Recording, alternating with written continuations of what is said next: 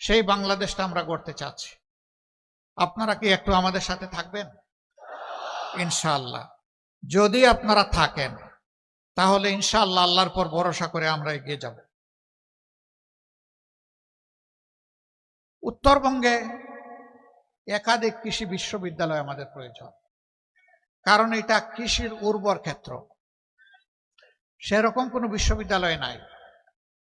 হাজী দানেশ বিজ্ঞান ও প্রযুক্তি বিশ্ববিদ্যালয় এটা কৃষি বিশ্ববিদ্যালয় না। বেগম রোকেয়া বিশ্ববিদ্যালয় এটি একটি সাধারণ বিশ্ববিদ্যালয়।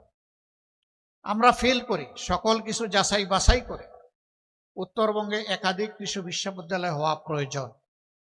এই ক্ষেত্রে আমাদের বিবেচনায় আশা করি গাইবান্ধা অগ্রাধিকার পাবে ইনশাআল্লাহ। মেডিকেল কলেজের কথা আগেই বলেছি, এখানে ইপিজেড করার সিদ্ধান্ত হয়ে আছে, বাস্তবায়ন নাই।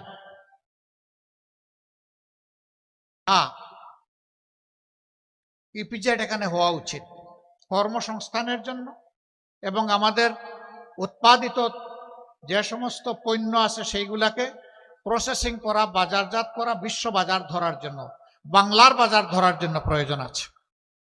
আমরা অবশ্যই এটার দিকে মনোযোগ দিব ইনশাআল্লাহ, আপনারা দোয়া করবেন। তারপরে বালাসী বাহাদুরপুর নাকি না বাহাদুরাবাদ, একটা সেতু দুই দিককে বিচ্ছিন্ন করে রেখেছে। আমরা চেষ্টা করব দুইটাকে জোড়া দিয়ে দিতে, আপনারা দোয়া করবেন ইনশাআল্লাহ। এটা বড় কাজ নয়, বড় মনের প্রয়োজন, বড় ভীষণের দরকার।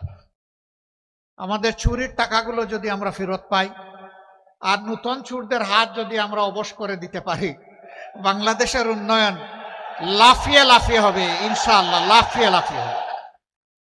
আপনারা দোয়া করবেন।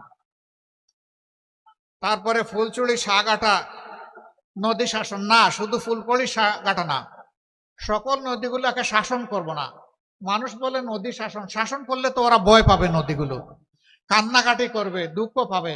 না, নদীকে আপন করে তুলে নিব, আমাদের সন্তান বানাবো প্রত্যেকটা নদীকে ইনশাআল্লাহ। নদীগুলাকে, সন্তানকে যেভাবে মানুষ লালন পালন করে, আমরা নদীগুলাকে কুলে নিয়ে সেইভাবে লালন পালন করব ইনশাআল্লাহ।